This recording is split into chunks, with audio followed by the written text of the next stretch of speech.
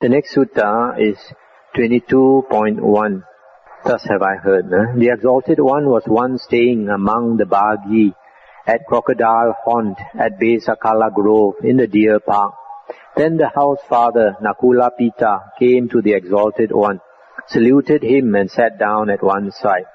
As he sat there, the house father Nakula Pita addressed the Exalted One, saying, Master, I am a broken down old man, aged, far gone in years. I have reached life's end. I am sick and always ailing.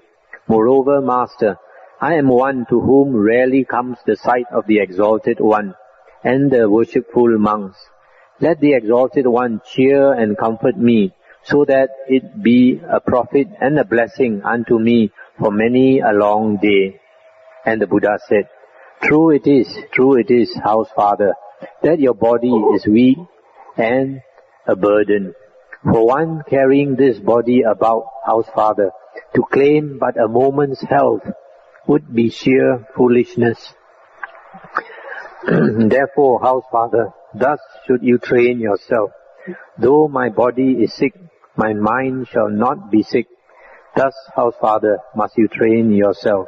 Sting here, that the Buddha said that for a person carrying this body about, to claim even a moment's health is sheer foolishness.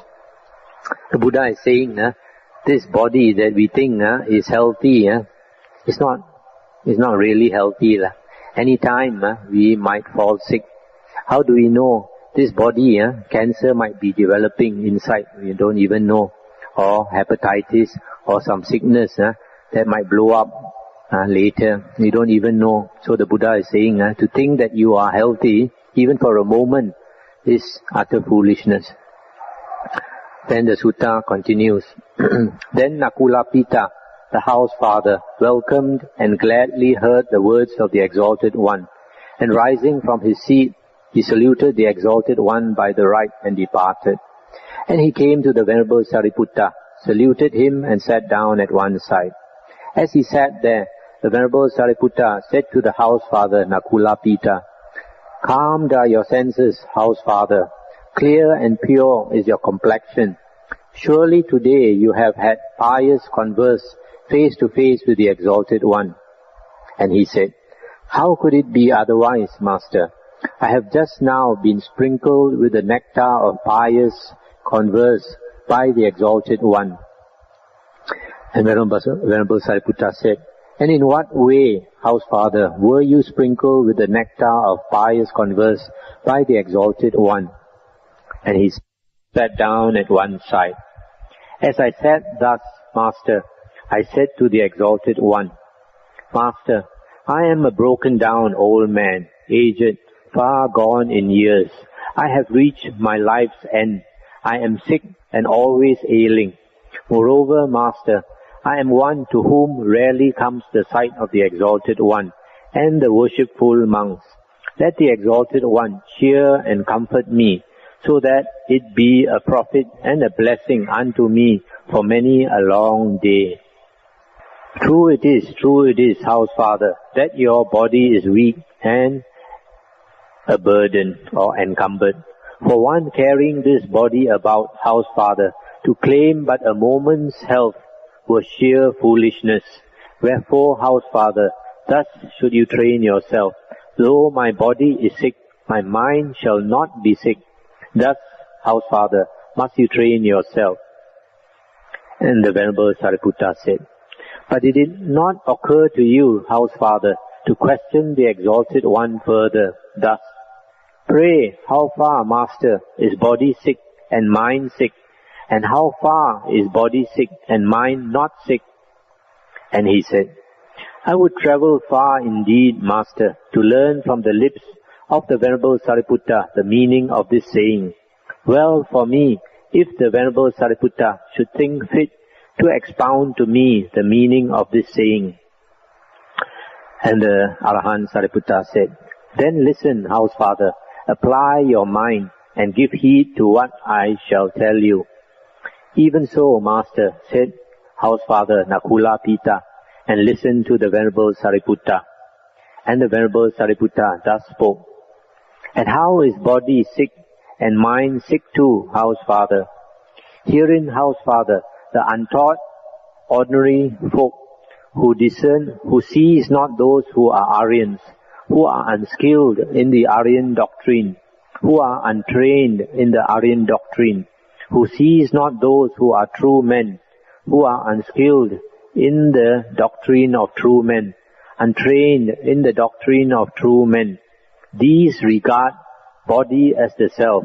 They regard the body as belonging to self, body as being in the self as being in the body. I am the body, they say. Body is mine, and are possessed by this idea. And so possessed or attached by this idea. When body alters and changes, owing to the unstable and changeful nature of body, then sorrow, lamentation, pain, grief and despair arise in them. They regard feeling as the self. They regard feeling as belonging to self, feeling as being in the self as being in feeling. I am feeling, they say, feeling is mine, and are possessed by this idea. And so possessed by this idea, when feeling alters and changes owing to the unstable and changeful nature of feeling, then sorrow, lamentation, pain, grief and despair arise in them. They regard perception as the self. They regard perception as belonging to self, perception as being in the self, or the self as being in perception. Similarly, with volition and consciousness, they regard these five aggregates as being the self or belonging to the self, or the aggregates as being in the self, or the self as being in the aggregates, and they are attached to the idea that they are the five aggregates. And so when the five aggregates changes, then owing to the unstable and changeful nature of the five aggregates, then sorrow and lamentation, pain, grief and despair arise in them. That, House Father, is how body is sick and mind sick too. I just stop here for a moment. You see just now, the definition of the untaught, ordinary folk, the Putujana, the definition given here is, Putujanas or ordinary folks are those who sees not those who are Aryans, who are unskilled in the Aryan doctrine, who are untrained in the Aryan doctrine or Aryan Dhamma, who sees not those who are true men, who are unskilled in the doctrine of true men, untrained in the doctrine of true men. And this is the definition of an ordinary person, a Putujana. That means a Putujana is one who does not go and see the Aryans during the Buddha's time. And men, mostly the monks, that means they don't go and see the monks. And because they don't go and see the monks, they are unskilled in the Aryan Dhamma. They are untrained in the Aryan Dhamma. And they also don't go and see those who are true men. True men, Sappurisa. Sappurisa, true men are those who know the true Dhamma. And so because of that, because they don't go and see true men, they are unskilled in the Dhamma of true men. They are untrained in the Dhamma of the true men. And so because of that, they regard the five khandhas, the five aggregates, as the self, or as belonging to the self, or as being in the self, or the self as being in the five aggregates. And so they say, I am body or feeling or perception or volition or consciousness, or these five aggregates are mine. And so they are attached to this idea. And because they are attached to this idea, when the five aggregates change, because the five aggregates are unstable of a nature to change, then because of that, sorrow, lamentation, pain, grief and despair arise. So this is the meaning that a person is sick in body and sick in mind. Sick in body we can't help, because the body is subject to birth, aging, sickness and death. And all beings all beings have a body, and because all beings have a body, they have to suffer bodily pain. But if they are attached to the 5 aggregates, in addition to bodily pain, they suffer mental pain. That's why the body is sick and mind is sick also. And then the Venerable Sariputta continued. And how is body sick but mind not sick? Herein, House Father, the well-taught Aryan disciple who sees those who are Aryans, who is skilled in the Aryan Dhamma, well-trained in the Aryan Dhamma, who sees those who are true men, who are skilled in the doctrine of true men, well-trained in the doctrine of true men, or Dhamma of true men. Such an Aryan disciple does not regard the body as the self, does not regard the body as belonging to self, nor body as being in the self, nor self as being in the body. He says not, I am body. He says not, body is mine. Nor is he possessed by this idea. As he is not so possessed, when body alters and changes owing to the unstable and changeful nature of body, then sorrow, lamentation, pain, grief and despair do not arise in him. Similarly, for feeling, perception, volition and consciousness, he does not regard the 5 aggregates as the self, or as belonging to the self, or as being in the self, or the self as being in the 5 aggregates. And he does not say the 5 aggregates are me or mine, and he is not possessed by this idea, so that when the 5 aggregates change, he does not have all these types of suffering, sorrow, lamentation, pain, grief and despair do not arise in him. That, House Father, is how body is sick, but mind not sick. I'll stop here for this sutta. So here, the Venerable Sariputta is saying that the well-taught Aryan disciple, you see the definition of the well-taught Aryan disciple? He is one who sees those who are Aryans. That means he associates with Aryans.